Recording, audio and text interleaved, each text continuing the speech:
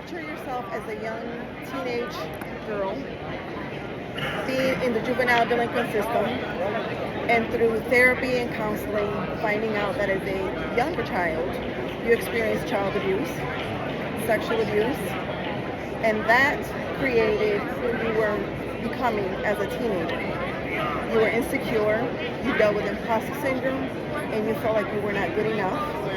And a combination of all of those issues led to you to making the decision to drop out of high school at the age of 16 because you thought you were grown and you wanted to create the life that you wanted at that point.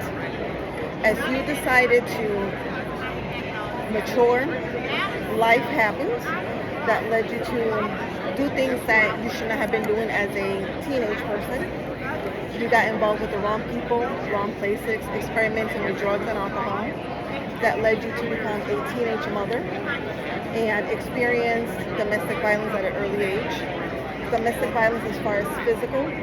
And you promised yourself that you would never put yourself in that situation ever again. But finding out that there are multiple layers to domestic violence. It's not just physical, it's emotional, it's financial, it's sexual, and so much more. Life continues to happen. This child comes into the world, and you have to make a choice. Do you continue down the path that you're going, or do you change and do you start to become the person that you needed as a child?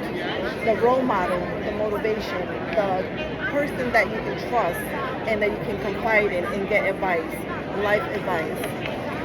Fast forward years later, that person is me. So I am a life coach. I am also a leadership coach.